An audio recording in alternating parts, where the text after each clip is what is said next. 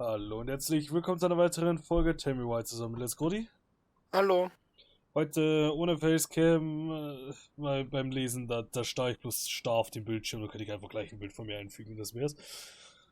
So, wir haben noch ein paar Storys zu lesen. Willst du anfangen oder soll ich anfangen? Ich hab die letzte gelesen. Ah, schön, dass du es noch weißt. Gestern? Nee, war nicht gestern. Aber ich weiß es noch.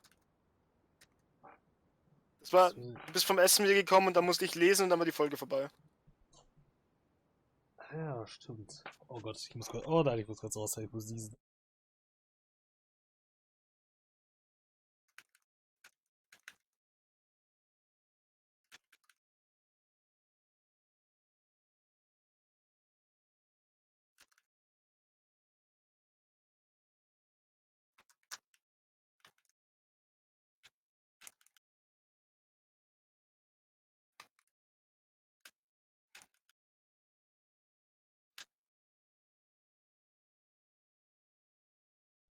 So. Ja.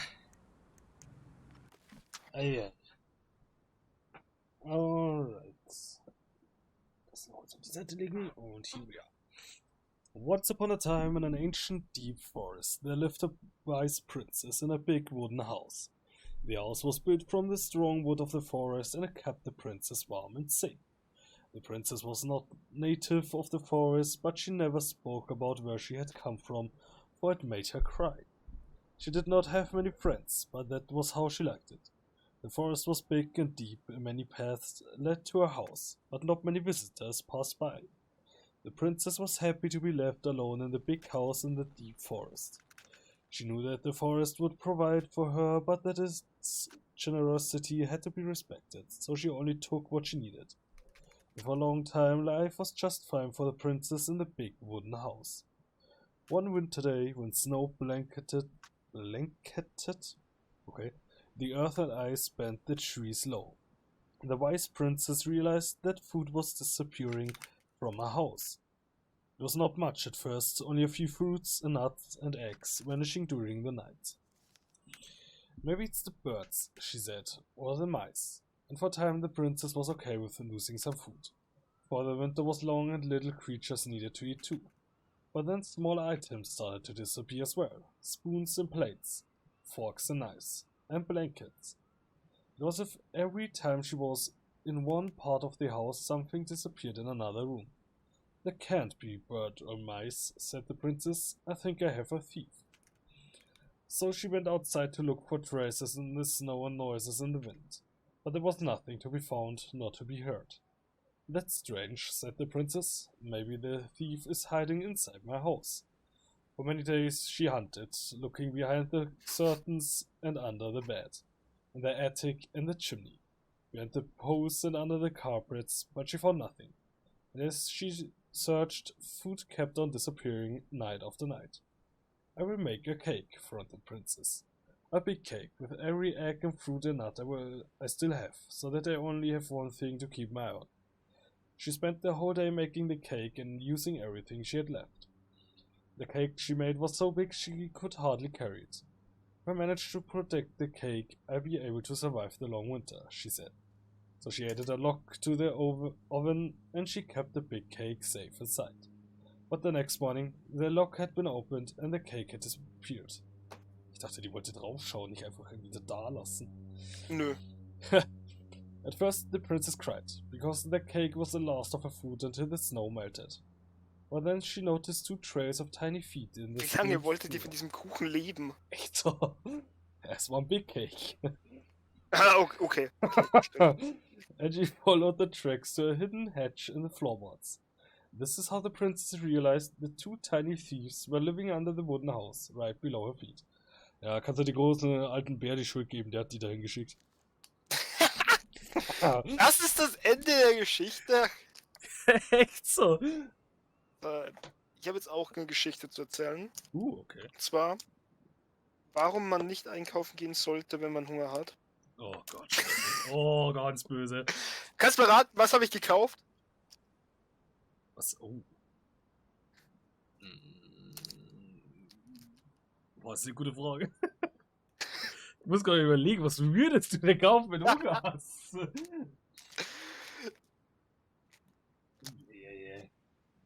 Nee.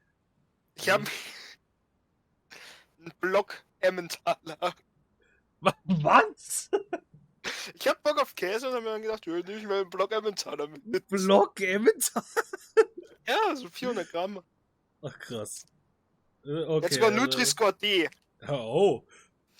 Ja, das ist gute Ware. Also Okay. darauf wäre ich jetzt nicht gekommen. Ich merke, ich kenne das. Fast gedacht. Immer wenn ich in der Berufsschule sitze, esse ich so aus Frühstück in Anführungsstrichen, weil ich zu Hause nichts esse, meine Brotzeit sozusagen. Aber mittags habe ich dann immer wieder Hunger und dann, wenn ich zu Lidl gehe, dann wird's böse. Dann wird's böse, weil dann lächeln mich alles an. Ich bin heute zweimal gegangen. Oh no. Wir haben letztes Mal fünf Geschichten gelesen. Ja. Lesen wir heute wieder 5? Ja, ich würde sagen, die Leserei einfach in 4 Folgen aufgeteilt. Once upon a time, in an ancient and deep forest, there lived a wise princess in a big wooden house. She had been living alone just fine for a very long time, until the day she noticed food and small items were disappearing. Das fängt ja so an wie die letzte Geschichte. Ich glaube, das ist die Fortsetzung. From her house. The thieves... Nee, da steht nicht Thieves.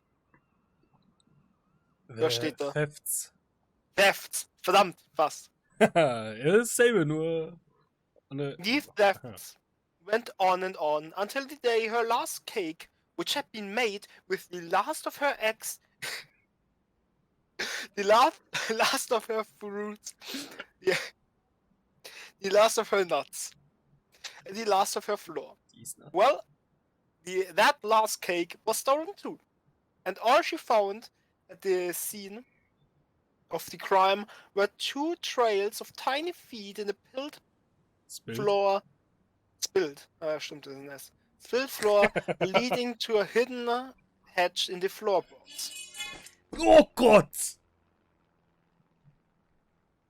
The princess. Die Stange mit dem Greenscreen ist gerade auf mich runtergefallen.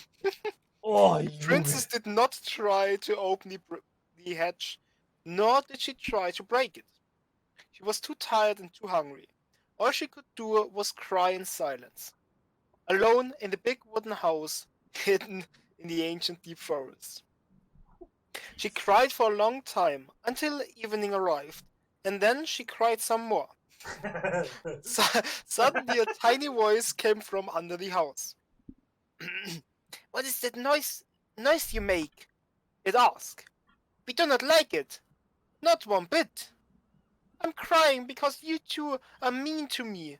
Whoever you are, you stole all the food I had, and I will starve before the end of this long and cold winter. The hatch opened. Just ich finde das Bild so schön. Just a people revealing 2 frowning faces peering out from the darkness of their hideout. But we are hungry too, said the second creature. We have been hiding in this cave for a long time, and now the winter is upon us, and we need food. The princess dried her eyes and smiled at the 2 goblins. If we were friends, we could share the cake you stole from me. The 2 thieves spat and smirked. A friend? What is that? The princess frowned, for she realized that the 2 tiny thieves were as lonely as she was. Das kann gar nicht sein. A friend is someone you love and care for. Someone you would never hurt. We never hurt each other, and we care for each other, said the goblins at the same time. Does that mean we are friends? Yes, that's exactly it. Und schon sind sie nicht mehr so einsam wie du. And if we were friends, you would not hurt us. Also, nee, warte mal. Was sagen die Goblins? Verdammt. Ich hasse es, wenn es nicht dabei steht. Ja. Of course not. Friends trust each other. The goblins shook their little heads. We trust no one. For no one trusts us.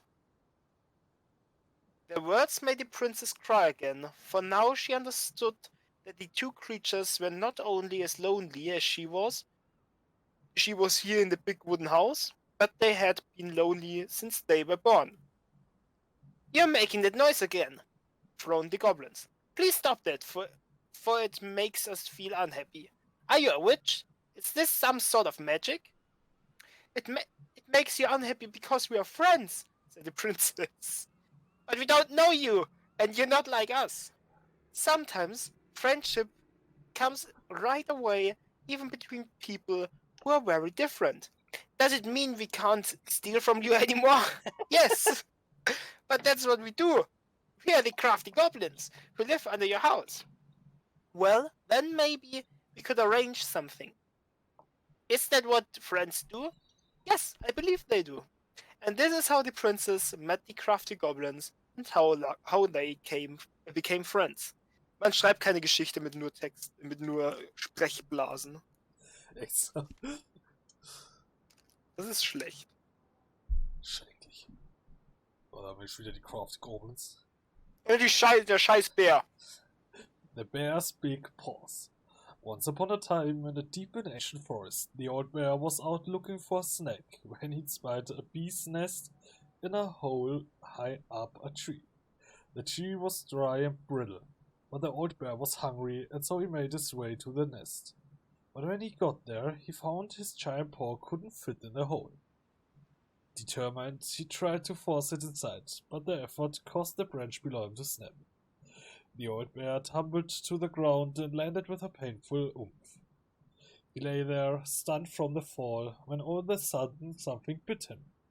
The bite was followed by another, and another, and another. Carpenter ants were swarming up his legs.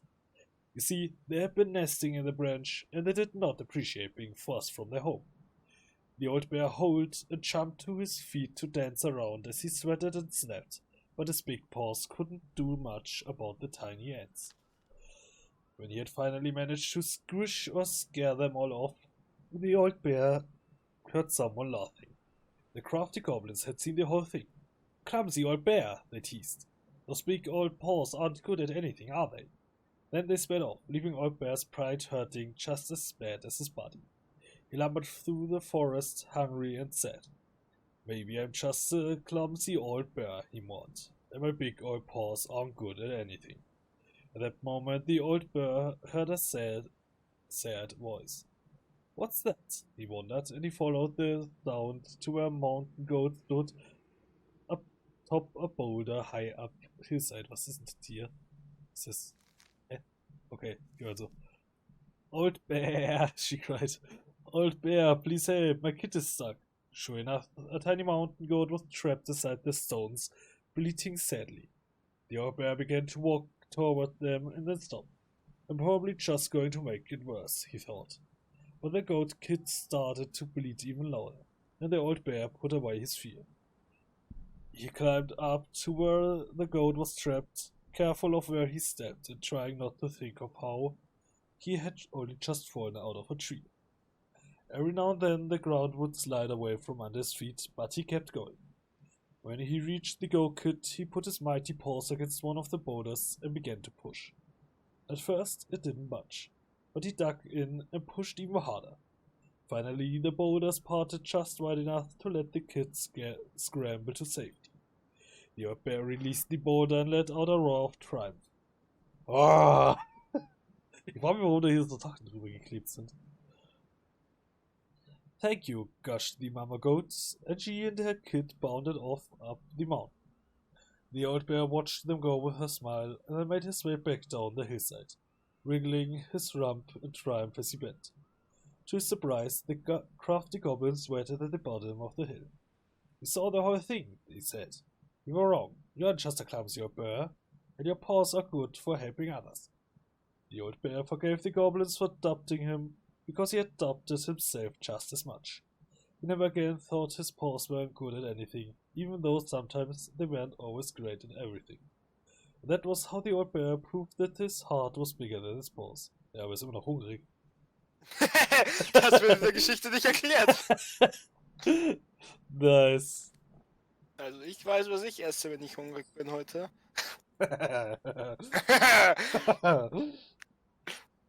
Die Geschichten sind irgendwie kurz, da kommt mir so vor. Oder willst du besser am Lesen? Nee. Das sind immer auch 2 Seiten. Once upon a time, in a deep and cold lake in an ancient forest, there lived an old seal who was a powerful witch in disguise, also eine Meerjungfrau. She was mean and cruel. She liked nothing more than to swim in the deepest part of the lake, where the light was dim under the ice, admiring the corpses of the many victims she tricked into the water over the years. Das ist nicht Meerjungfrau. She was too hateful that only the cold water of the lake could keep her cool. Her most prized possession was a tin mirror sold to her by the secret keeper, and she kept it in a chest at the bottom of the lake. It was no ordinary mirror. If you looked in it, you would see a reflection of who you truly desired to be. And for 1 hour, the mirror granted you the power of appear as that person. To appear. Whenever a boat or an unwise traveler approached the edge of the lake, the old witch used the mirror to appear as the beautiful woman she always wished to be. And with this disguise, she lured the unfortunate sailor or wanderer into the deep and cold water. There, the old seal forced the victim to become her servant, and when... Ich sehe jetzt das Bild mit den ganzen Leichen. And when she was done with them, they joined her collection of corpses in the deepest part of the lake. Das ist nur ein Kinderbuch, dich. Nee, das Ich ist finde schon schön, kein wie der Kinderbuch hier mehr. so gegen den Stein chillt. Yo, der lebt eigentlich noch. Der lebt eigentlich noch.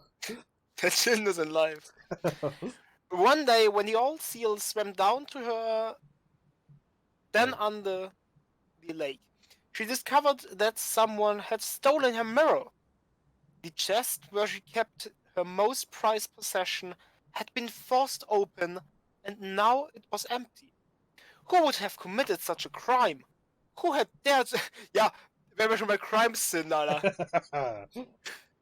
Who had dared to deprive her of her only treasure? The old Seal. Oh, ja, macht Sinn. The old seal went mad, and her anger heated the water of the lake around her. For a time, everyone was happy with the temperature change, for the weather suddenly became sweeter? Ja. And the air warmer. But after a few weeks, things started to get ugly. First, the fish began to die off. Also niemand ist sicher in diesen Geschichten. For they could not live in the hot water. Then the glaciers began to melt, and the water of the lake rose and spilled out, flooding the forest and the meadows. And finally, the weather grew so hot that even the Ice King himself was awakened from his long sleep and decided to see what was going on. Warum habe ich jetzt hier Adventure Time geguckt? Same. In the deepest part of the lake, he found the Mad Witch steaming among the corpses, her victims, so angry that the lake was about to boil. It only took a few minutes for the Ice King to understand what had happened and demand that the thieves present themselves before him. The thieves had no choice but to appear, for no one dared to disobey the Ice King.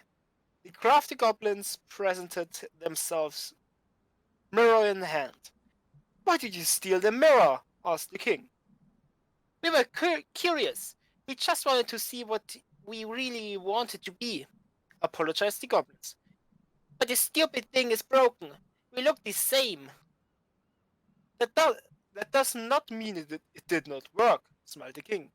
Now apologize and give the mirror to me. For it is too powerful to be used by thieves or a mean old hag. Jetzt zieht die ab.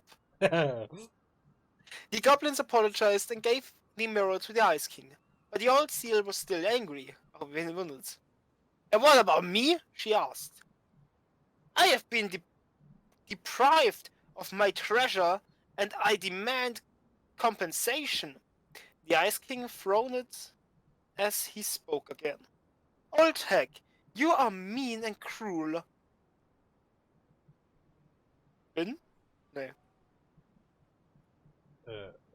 Schon ein Wort. But Oh mein Gott. But I concede you have been wronged. For now you will be allowed to leave the lake and walk the path as the hag you really are. But only when the moon is full, and you goblins, you had better stay away from the lake, for I won't protect you from the moon hag's wrath. And this is how the two goblins forced the moon hag to change her name. Wow.